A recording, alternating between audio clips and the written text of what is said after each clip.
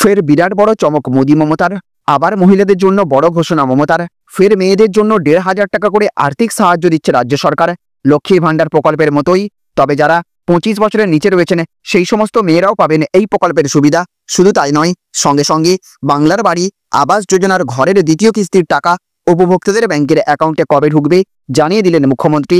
যারা এখনো ঘরের টাকা পায়নি বা লিস্টে যাদের নাম ওঠেনি তাদের নিয়েও বেরিয়ে এসেছে বিরাট বড় সুখবর। সঙ্গে সঙ্গে প্রধানমন্ত্রী নরেন্দ্র মোদীর তরফ থেকেও এবার গোটা রাজ্যবাসীর জন্য দেয়া হলো দারুণ চমক। এবার রেশন দোকানে ফ্রি রেশনের সঙ্গে সঙ্গে মিলবে ১,০০০ টাকা করে আর্থিক সাহায্য, যার ফলে উপকৃত হবেন দেশের প্রত্যেক গরিব মধ্যবিত্ত পরিবার। একই সাথে এইদিকে আবার আরও একটি বিরাট বড় সিদ্ধান্ত কেন্দ্র সরকারের।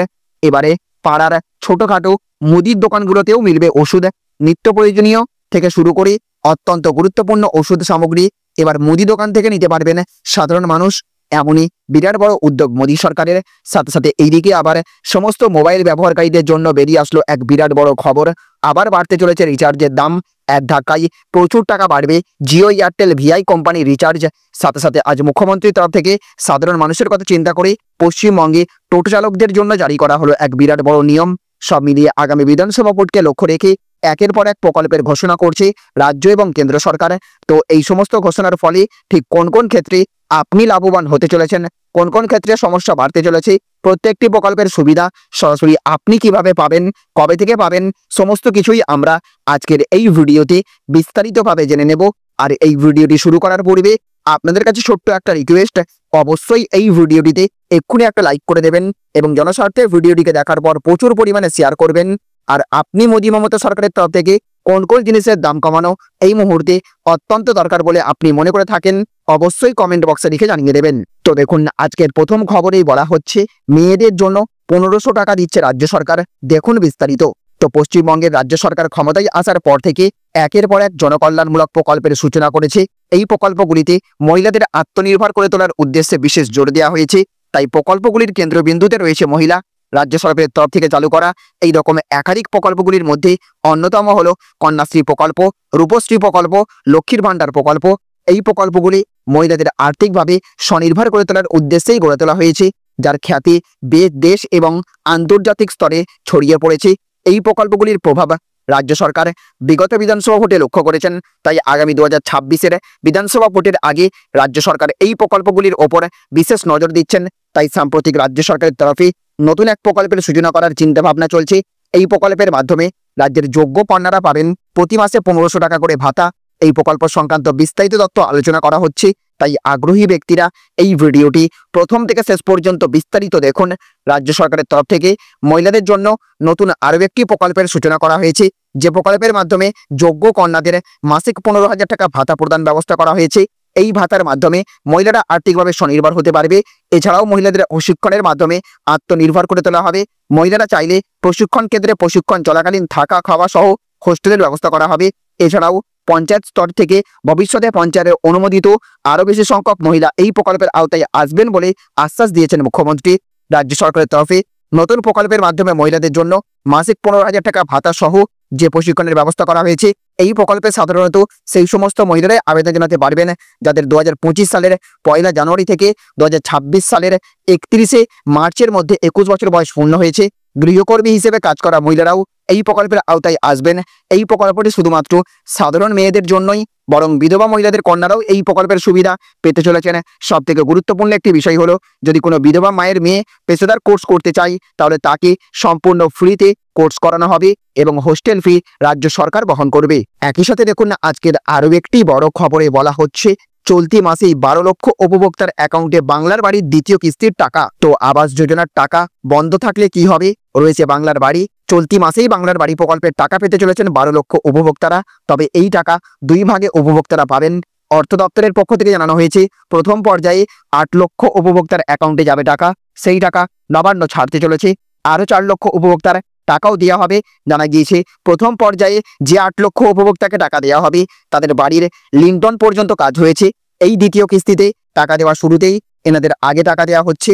বাকি ৪ লক্ষ উপভোক্তাদেরও কাজ তাড়াতাড়ি শেষ করার জন্য নিয়মিত পর্যবেক্ষণ চালাচ্ছে পঞ্চায়েত দপ্তর।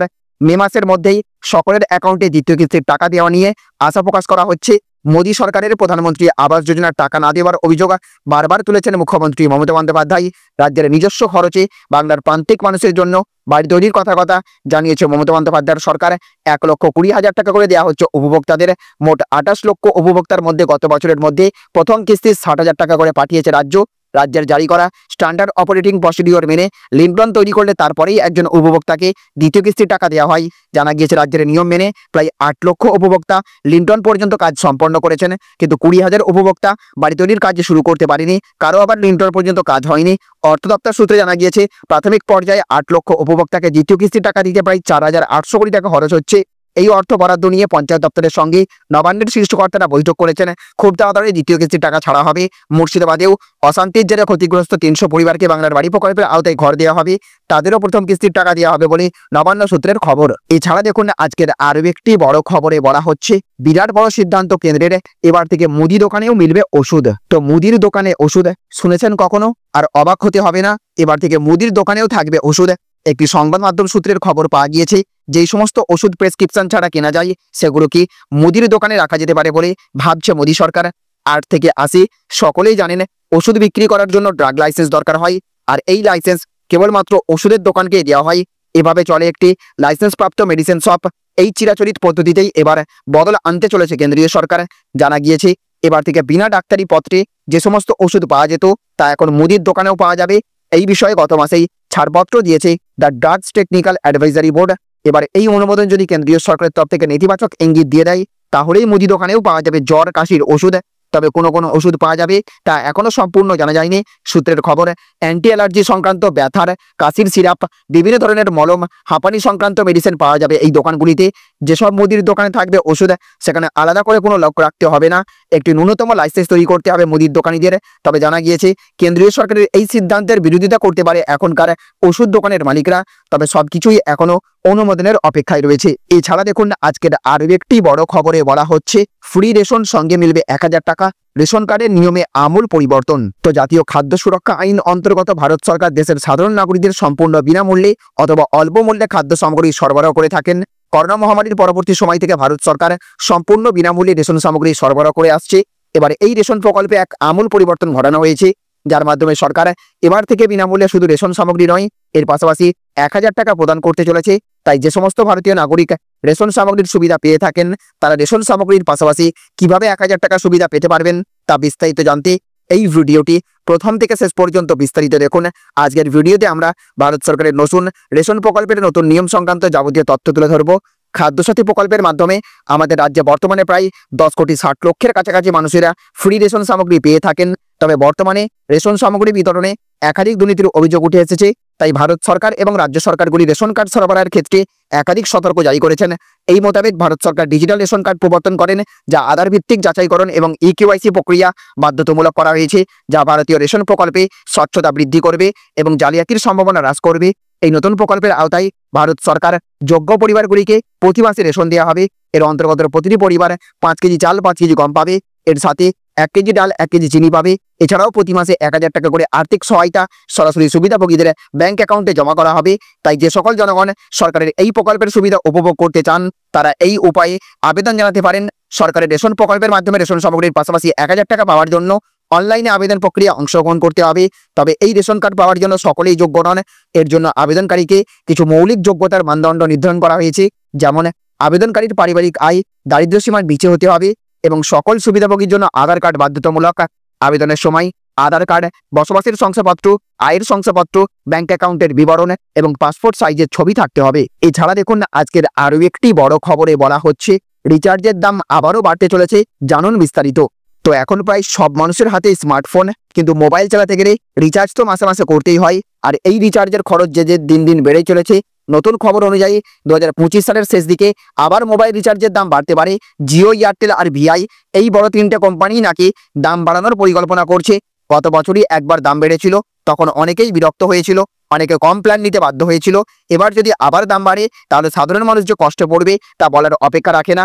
এখন যেই প্ল্যানে 200 টাকায় চলে সেটা ভবিষ্যতে 250 বা তার বেশি হয়ে যেতে পারে। টেলিকম কোম্পানিগুলোর দাবি ওদের অনেক খরচ হচ্ছে 5G টাওয়ার বসানো, নতুন যন্ত্রপাতি কেনা, নেটওয়ার্ক ঠিক রাখা। এত খরচ সামলাতে গিয়ে ওরা রিচার্জের দাম বাড়াতে চাইছে। মানে কোম্পানির খরচ আর তার চাপটা এসে পড়ছে আমাদের মতো সাধারণ মানুষের ওপর। গ্রামে, মফস্বলে, শহরের ভেতরেও অনেক মানুষ আছেন যারা নুন আনতে পান্তা ফুরোই অবস্থা। ওই মানুষগুলো মোবাইল চালান অনেক হিসেব করে, যাতে দরকারি কাজটা হয়ে যায়। এখন যদি আবার দাম বাড়ে, তাহলে ওদের পক্ষে মোবাইল চালানোই কঠিন হয়ে যাবে। একই সাথে দেখুন, আজকের আরও একটি বড় খবরে বলা হচ্ছে পশ্চিমবঙ্গে টোটো নিয়ে নতুন নিয়ম চালু, জানা জরুরি। তো পশ্চিমবঙ্গ সরকার রাজ্যের যানবাহন নিয়ন্ত্রণে আরও কড়াকড়ি আনতে চলেছে, বিশেষত টোটো চালকদের ক্ষেত্রে। শহরে এবং শহরতলির রাস্তায় চলা এই জনপ্রিয় যাতায়াত মাধ্যমকে ঘিরে নানা অনিয়ম দীর্ঘদিন ধরেই প্রশাসনের মাথা ব্যথার কারণ হয়ে উঠেছে। এবার এই সমস্যা নিরসনে নতুন নিয়ম চালু করা হলো। যদি কেউ এই নির্দেশ অমান্য করেন, তবে তার বিরুদ্ধে নেওয়া হবে কড়া আইনি ব্যবস্থা। নতুন নির্দেশিকায় স্পষ্ট বলা হয়েছে, কোনো টোটো চালক লাইসেন্স ছাড়া টোটো চালাতে পারবেন না। অনেক চালকই এখনো অবৈধভাবে চালাচ্ছেন, যা ভবিষ্যতে আর সম্ভব হবে না। লাইসেন্স ছাড়া টোটো চালালে প্রথমবার জরিমানা এবং দ্বিতীয়বার থেকে সরাসরি জব্দ করা হবে। চালকদের জন্য নির্দিষ্ট প্রশিক্ষণের ব্যবস্থাও থাকবে, যেখানে ট্রাফিক নিয়ম শেখানো হবে। এখন থেকে টোটো চলাচলের নির্দিষ্ট রুট এবং সময়সীমা নির্ধারণ করে দেওয়া হয়েছে। শহরের ব্যস্ততম এলাকায় ট্রাফিকের চাপ কমাতে এই সিদ্ধান্ত নেওয়া হয়েছে। সকাল 7টা থেকে রাত 9টার মধ্যে নির্দিষ্ট রুটেই দাঁড়ানো যাবে না, অনুমতি চালাতে হবে। স্কুল, হাসপাতালের সামনে যত্রতত্র দাঁড়ানো যাবে না। অনুমোদিত স্ট্যান্ড ছাড়া যাত্রী ওঠানো নামানো নিষিদ্ধ। অনেক চালক যাত্রী তোলার ক্ষেত্রে নিয়ম মানেন না। 4-5 জনের বেশি যাত্রী তোলা নতুন নিয়মে সম্পূর্ণ নিষিদ্ধ। আর গ্রাহকদের বা কোথাও ধাক্কা মেরে চলে গেলেও ব্যবস্থা নেওয়া হবে। তাহলে ফ্রেন্ডস, বুঝতে পারলেন, আগামী বিধানসভা ভোটকে পাখির চোখ করে মোদি মমতা ঘোষণা করছে একের পর এক সুখবর, নিয়ম রাজ্যবাসীর জন্য। একদিকে লক্ষ্মীর ভান্ডার প্রকল্পের মতো আবারও মেয়েদের জন্য 1,500 টাকার নতুন প্রকল্পের ঘোষণা করলেন মুখ্যমন্ত্রী। অপরদিকে রেশন দোকান থেকে চাল, ডাল, গমের সঙ্গে সঙ্গে এবার 1,000 টাকা করে আর্থিক সাহায্য প্রদান করার পরিকল্পনা। একই সাথে রয়েছে প্রধানমন্ত্রীর তরফ থেকে এবার মুদির দোকানগুলিতেও ওষুধ বিক্রি করার পরিকল্পনা। যদিও এইদিকে মধ্যবিত্তের জন্য আবারও দুঃসংবাদ হিসেবে রিচার্জের দাম বাড়তে পারে, তবে মুখ্যমন্ত্রীর তরফ থেকে গরিব মধ্যবিত্ত পরিবারের মাথার উপর ছাদ বানিয়ে দিতে বাংলার বাড়ি প্রকল্পের দ্বিতীয় কিস্তির টাকা এই মাসেই সকলের ব্যাংকের অ্যাকাউন্টে পাঠিয়ে দেওয়া হবে বলে জানিয়ে দেওয়া হয়েছে। সাথে সাথে পশ্চিমবঙ্গে টোটোর দৌরাত্ম্য রুখতে বিরাট বড় পদক্ষেপ রাজ্য সরকারের। সুতরাং সব মিলিয়ে আগামী বিধানসভা ভোটকে লক্ষ্য রেখে একটার পর একটা সুখবর, নিয়ম বদল আসছে রাজ্যবাসীর জন্য সরকারের তরফ থেকে ভোট ব্যাংক ধরে রাখতে। সঙ্গে সঙ্গে প্রধানমন্ত্রী নরেন্দ্র মোদীও চেষ্টা করছেন বাংলাবাসীর মন পেতে একের পর এক সুখবর ঘোষণার মাধ্যমে। তো ফ্রেন্ডস, মমতা এবং মোদী সরকারের তরফ থেকে দেশের আর কোন কোন ক্ষেত্রে এই মুহূর্তে সবচেয়ে বেশি নজর দেওয়া প্রয়োজন বলে আপনি মনে করে থাকেন, অবশ্যই কমেন্ট বক্সে লিখে জানিয়ে দেবেন। এই ছিল আজকের কয়েকটি গুরুত্বপূর্ণ আপডেট। এই ভিডিওটি আপনাদের যদি ভালো লেগে থাকে, তাহলে অবশ্যই ভিডিওটিতে লাইক করবেন এবং অবশ্যই ভিডিওটিকে রাজ্যের সমস্ত মানুষের কাছে শেয়ার করে সকলকে জানার সুযোগ করে দেবেন। ভালো থাকবেন, সুস্থ থাকবেন। Thank you friends, thank you for watching.